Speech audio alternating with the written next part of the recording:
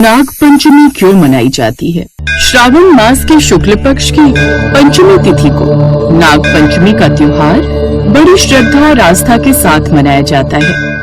यह पर्व नाग देवताओं को समर्पित है।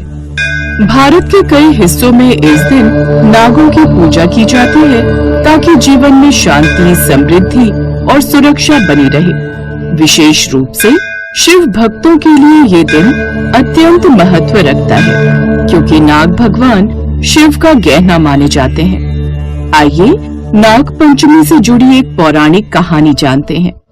बहुत समय पहले की बात है। हस्तिनापुर में राजा परीक्षित राज करते थे। एक बार वे शिकार पर गए और जंगल में रास्ता भटक गए। उस और आश्रम दिखाई पड़ता है, वहीं चलकर पानी मांगता हूँ। प्यास के मारे मेरा गला सूखा जा रहा है। राजा उस ओर चले गए। उस आश्रम में ऋषि श्रमिक गहरे ध्यान में लीन थे। बहुत प्यास लगी है, पीने को पानी दीजिए। राजा ने उनसे पानी मांगा, लेकिन ऋषि ने कोई उत्तर नहीं दिया। राजा परीक्षित को लगा कि ऋषि ने उनका अपमान किया है। हमारा इतना अपमान! राजा ने इधर उधर देखा, फिर क्रोध में आकर उन्होंने एक मरा हुआ सांप उठाया और ऋषि के गले में डाल दिया और वहां से चले गए।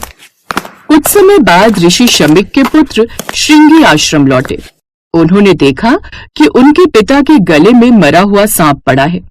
यह देखकर वे क्रोधित हो उठे। किसने किया है दुस्साहस? किसने मेरे पिता का अपमान किया? फिर उन्होंने दिव्य दृष्टि से देखा कि यह कार्य राजा परीक्षित ने किया है। हे देवताओं, मैं श्राप देता हूँ कि आज से 7वें दिन तक तक्षक नाग राजा परीक्षित को डस लेगा और उनकी मृत्यु हो जाएगी। फिर जब ऋषि शमिक का ध्यान टूटा तो उन्हें सारी बात पता चली, तो वे बहुत दुखी हुए। पुत्र, तुमने ये क्या कर दिया? एक राजा को श्राप देना उचित नहीं। राजा तो हमारे रक्षक होते हैं। उस वक्त हमें जो उचित लगा हमने वही किया। लेकिन दिया हुआ श्राप वापस नहीं हो सकता था। राजा परीक्षित को जब ये बात पता चली तो भी बहुत चिंतित हुए। उन्होंने बचने के कई उपाय किए, लेकिन नियति को कौन टाल सकता था। 7वें दिन तक्षक नाग एक ब्राह्मण का रूप धरकर आया और उसने राजा परीक्षित को डस लिया, जिससे उनकी मृत्यु हो गई। पिताश्री उठिए, आपको क्या हो गया? राजा ने मरते मरते खिड़की की ओर इशारा किया, जहां से वो सांप बाहर निकल गया। राजा परीक्षित के पुत्र जन्मेजय अपने पिता की मृत्यु से बहुत दुखी और क्रोधित थे। उन्होंने प्रतिज्ञा ली कि वे सभी नागों का नाश कर देंगे। उन्होंने एक विशाल सर्प यज्ञ का आयोजन किया। मेरा संकल्प है कि मैं इस यज्ञ से सभी नागों को भस्म कर दूंगा जिन्होंने मेरे पिता को मुझसे छीना है। मैं उन्हें छोड़ूंगा नहीं। ब्राह्मणों और ऋषियों ने यज्ञ शुरू किया। जैसे जैसे मंत्रोच्चार होता, नाग स्वयं आकर अग्निकुंड में गिरने लगते और भस्म हो जाते। बड़े बड़े नाग भी इस यज्ञ की शक्ति से खींचे चले आ रहे थे। तक्षक नाग भी डरकर देवराज इंद्र की शरण में चला गया। जब तक्षक भी यज्ञ की ओर खींचने लगा और इंद्र भी उसके साथ खींचते हुए आने लगे, तो सभी देवता चिंतित हो उठे। वे ब्रह्मा जी के पास गए। ब्रह्मदेव, ये क्या हो रहा है? जन्मेजय के सर्प यज्ञ से पूरी नाग जाति का नाश हो रहा है। यदि नाग नहीं रहे तो पृथ्वी का संतुलन बिगड़ जाएगा। इस यज्ञ को रोकने के लिए हमें आस्तिक मुनि को बुलाना होगा। आस्तिक मुनि जो एक ऋषि थे, उन्होंने यज्ञ स्थल पर आकर राजा जन्मेजय को संबोधित किया। हे राजन जन्मेजय, आपका क्रोध स्वाभाविक है, लेकिन इस प्रकार पूरी नाग जाति का विनाश करना उचित नहीं। हर जीव का इस धरती पर अपना महत्व है। क्या आप नहीं चाहते कि आप पर कृपा बनी रहे? जन्मेजय ने आस्तिक मुनि का आदर किया और उनकी बातें ध्यान से सुनी। आस्तिक मुनि ने उन्हें समझाया कि हर प्राणी का अपना धर्म और स्थान होता है। उन्होंने राजा को बताया कि सर्पों को बिना कारण मारे जाने से प्रकृति का संतुलन बिगड़ जाएगा। राजन, आपके पिता की मृत्यु उनके कर्मों का परिणाम थी, न कि केवल तक्षक नाग का दोष। कृपया इस विनाशकारी यज्ञ को रोक दें। आस्तिक मुनि के ज्ञानपूर्ण वचनों से जन्मेजय का हृदय परिवर्तित हो गया। हे मुनिवर, आपने मेरी आंखें खोल दी। मेरा क्रोध मुझे अंधा कर रहा था। मैं इस यज्ञ को रोकने के लिए तैयार हूँ, परंतु यह कैसे संभव होगा? आप यज्ञ को तत्काल रोक दें और आज के दिन नागों की पूजा करें, उनसे क्षमा याचना करें। जिस दिन आस्तिक मुनि ने इस यज्ञ को रोका था, वह श्रावण मास की शुक्ल पक्ष की पंचमी तिथि थी। इस दिन से नागों को जीवन दान मिला। प्रसन्न होकर नागों ने यह वरदान दिया कि जो भी इस पंचमी तिथि को उनकी पूजा करेगा उसे कभी भी सर्प के काटने का भय नहीं रहेगा। तभी से हर साल श्रावण शुक्ल पंचमी को नाग पंचमी के रूप में मनाया जाने लगा। इस दिन नाग देवताओं को दूध, लावा और फूल अर्पित किए जाते हैं। उनकी पूजा की जाती है ताकि वे प्रसन्न रहें और सर्प दंश से रक्षा करें। यह पर्व हमें यह भी सिखाता है कि हमें सभी जीवों के प्रति आदर और अहिंसा का भाव रखना चाहिए, क्योंकि प्रकृति में हर जीव का अपना महत्व है। नाग पंचमी पर नागों को पूजना सिर्फ डर से बचाव के लिए नहीं है, बल्कि यह प्रकृति के प्रति सम्मान और जीव जंतुओं के साथ सामंजस्य बिठाकर रहने का प्रतीक है। धार्मिक मान्यताओं के अनुसार इस शुभ दिन पर नाग देवता की पूजा होती है। साथ ही कई लोग नाग पंचमी का व्रत भी रखते हैं। इस कठिन उपवास का पालन करने से और व्रत कथा सुनने से व्यक्ति को सुख और समृद्धि की प्राप्ति होती है। ऐसा माना जाता है कि इस दिन नाग देवता की पूजा करने से कुंडली में मौजूद काल सर्प दोष के नकारात्मक प्रभाव कम होते हैं। नामक गांव में महेश और माधवी नाम की पति पत्नी रहते थे। वे दोनों भगवान शंकर में बहुत विश्वास रखते थे और उनकी बहुत पूजा किया करते थे। उनके पास 2 गाय थी जिनकी वो बहुत सेवा किया करते थे। रोजाना सुबह गाय को नहलाना, धुलाना, साफ सफाई, उनको चारा डालना, सब काम वे दोनों मिलकर किया करते थे।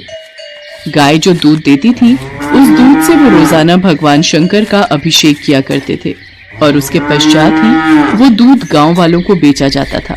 ओम नमः शिवाय, ओम नमः शिवाय, ओम नमः शिवाय, ओम नमः शिवाय, ओम नमः शिवाय, ओम नमः शिवाय, ओम नमः शिवाय। हे भगवान, हम पर अपनी कृपा बनाए रखना। माधवी, ये लो, आओ मिलकर शिवलिंग पर दूध से अभिषेक करते हैं। जय भोले बाबा की। जय भोले बाबा की। सुनो, रास्ते में हरी घास खरीदनी है, याद है ना? हाँ हाँ, मुझे याद है। मुझे पता है मेरी दोनों प्यारी गाय भोजन का इंतजार कर रही होंगी। अभी बस ताजा भूसा और हरी हरी घास खरीद लेते हैं। उन दोनों को भी पता है हम मंदिर से वापसी जाते हुए उनके लिए चारा खरीद कर ले जाते हैं। वो दोनों भी दूर से ही शोर मचा देती हैं। महेश और माधवी मंदिर से वापसी जाते हुए अपनी दोनों गायों के लिए अनाज और हरी हरी घास खरीद कर ले जाते थे और जैसे ही वो घर पहुंचते थे, दोनों गाय मानो उन्हें आवाज लगा रही हो। उन्हें अपने भोजन की खुशबू पहले ही आ जाती थी। वो देखो, दोनों हमें आवाज लगा रही हैं। अरे अरे, सब्र करो, अभी खिलाती हूँ, थोड़ा साफ कर लूं। माधुरी, तुम इन्हें खाना दो, मैं तब तक घरों में दूध लेकर आता हूँ। ऐसे ही दिन गुजर रहे थे। महेश और माधवी दोनों के जीवन में बहुत खुशियां थीं। वो जितना भी कमाते थे उतने में ही संतोष करते थे। दोनों गाय भी अपने मालिक को बहुत अच्छे से पहचानती थी, इसलिए वो भी बहुत खुश थी। पर एक सुबह जब माधवी और महेश सोकर उठे तो उन्होंने देखा उनकी दोनों गाय खूंटी से नहीं बंधी हुई हैं। दोनों गाय गायब हैं। हे शिव शंकर, हमारी गाय कहाँ गई? यहीं तो बंधी रहती है। खूंटे को खोलकर कैसे जा सकती हैं? मेरा तो बड़ा मन घबरा रहा है। हमारी दोनों गाय सुरक्षित हो, दोनों का कुछ पता नहीं चल रहा है। माधवी, तुम उस तरफ देखो, मैं इधर देखता हूँ। हरिया चाचा, आपने मेरी दोनों गाय देखी? कहीं इधर उधर घूमती हुई नजर आई हूँ आपको? नहीं बेटा, मैंने तुम्हारी दोनों गाय नहीं देखी। क्या हुआ, तुम बहुत घबराए हुए हो? शांति बहन, क्या तुमने हमारी दोनों गाय देखी? उनका कहीं पता नहीं चल रहा। पता नहीं घर से कहाँ गायब हो गई हैं। नहीं माधवी, मैंने तुम्हारी गाय नहीं देखी। कल शाम को तो मैंने देखा था, वहीं तुम्हारे आंगन में ही बंधी हुई थी। हे भगवान भोलेनाथ, हमारी गाय कहाँ गई? गांव में कुछ पता नहीं चल रहा, कौन ले गया होगा? हे शंभू, हमारी मदद करो। माधवी और महेश पूरे गांव को छान मारते हैं, पर उनकी दोनों गाय कहीं भी नहीं मिलती। किसी को भी उनके बारे में कुछ पता नहीं था। महेश माधवी को घर जाने का कहकर गांव से दूर शहर की सड़क पर अपनी गाय देखने के लिए निकल जाता है। चलते चलते उसे एक बैलगाड़ी वाला दिखाई देता है। भैया, क्या आपने सड़क पर यहाँ 2 गाय देखी? कहीं नजर आई हो? कुछ देर पहले रास्ते में मैंने एक ट्रक को गुजरते हुए देखा था, जिस पर 3 आदमी दिखाई दिए थे। उनके पास 2 गाय थी। कहीं ऐसा तो नहीं कि तुम उन्हीं के बारे में पूछ रहे हो? वो तो अब तक शहर के करीब पहुंच गए होंगे। ऐसा तो नहीं कि मेरी गाय किसी गलत हाथों में चली गई हो? हे महादेव, जैसा मैं सोच रहा हूँ वैसा ना हो। अब मैं क्या करूंगा? मेरी दोनों गाय, उनके साथ क्या हुआ होगा? उनका क्या हाल किया होगा? महेश ना चाहते हुए भी सोच में पड़ जाता है। उसे पक्का पता था कि उसकी दोनों गाय किसी कसाई ने चुरा ली है और वो अपने साथियों के साथ उन्हें ट्रक में शहर ले जाकर मार देगा। वो रोता हुआ घर आता है और सारी बात माधवी को बताता है। माधवी, हमारी दोनों गाय, पता नहीं दरिंदों ने उनके साथ क्या किया होगा। हिम्मत मत हारो। आपने रोजाना सुबह अपनी दोनों गायों के दूध से भगवान भोलेनाथ का अभिषेक किया है। वो हमारी दोनों गायों को कुछ नहीं होने देंगे। वो हमारी मदद जरूर करेंगे। माधवी और महेश भगवान शंकर के मंदिर जाते हैं और प्रार्थना के लिए बैठ जाते हैं। उधर वो तीनों आदमी जिस ट्रक में गायों को लेकर जा रहे थे, वो ट्रक खराब हो जाता है और ट्रक के पहियों की हवा भी निकल जाती है। तीनों ट्रक से नीचे उतरते हैं और ट्रक को ठीक करने लगते हैं। अरे यार, इस ट्रक को भी अभी खराब होना था। अब तो इसको ठीक करने में बहुत समय लग जाएगा। एक काम करते हैं, इन गायों को पैदल ही जंगल के रास्ते ले चलते हैं और वहीं इन्हें मार देंगे। अगर यहाँ किसी ने देख लिया तो हमें पकड़ लेंगे और जेल में बंद कर देंगे। हाँ भाई, तुम ठीक कह रहे हो। चलो इन्हें नीचे उतारते हैं। दोनों गाय खिला खिला कर इतनी भारी कर दी हैं कि नीचे उतरने में ही नहीं आ रही हैं। आज इनका काम तमाम कर देंगे। तीनों कसाई दोनों गायों को जंगल में ले जाते हैं और पेड़ से बांध देते हैं। जैसे ही वो तीनों गायों को काटने की तैयारी करने लगे, अचानक उनमें से एक कसाई चिल्लाकर चीख पड़ा। उसे एक नाग ने काट लिया और वो वहीं तड़प कर गिरकर मर गया। अचानक अपने साथी के पास एक बड़ा नाग देखकर दोनों कसाई घबरा गए। वो वहां से गायों को छोड़कर भागने लगे। जैसे ही उन्होंने पीछे मुड़कर देखा, ढेरों नाग नागिन उनकी ओर बढ़ रहे थे। दोनों कसाई वहां गायों को छोड़कर भाग गए। जैसे ही दोनों कसाई वहां से भागे, नाग नागिन भी गायब हो गए। कुछ देर बाद वहां से कुछ ग्वाले निकल रहे थे। उन्होंने गायों को बंधे हुए देखा तो उनकी रस्सी खोल दी। दोनों गाय अपने मालिक का पता जानती थी। वो सीधे अपने घर पहुंच गई। अपनी दोनों गायों की आवाज को सुनकर महेश और माधवी भागते हुए आंगन में। माधवी, हमारी गाय वापस आ गई। हाँ, हमारी दोनों गाय बिल्कुल ठीक है। ये सब भोले भंडारी का चमत्कार है। आज उन्हीं के कारण हमारी गाय जीवित है। हे शिव शंकर, हे भोलेनाथ, आपकी जय हो। महेश और माधवी अपनी दोनों गायों को बहुत प्यार करते हैं। दोनों गायें भी अपने मालिक से ऐसे लिपट रही थी मानो वो कब से बिछड़ी हो। गांव वाले भी ये नजारा देख रहे थे। महेश और माधवी भगवान शंकर को धन्यवाद देते हैं। आज भगवान शंकर के आशीर्वाद से सचमुच नाग देवता अपनी नागों की सेना के साथ गायों की मदद के लिए धरती पर आ गए थे।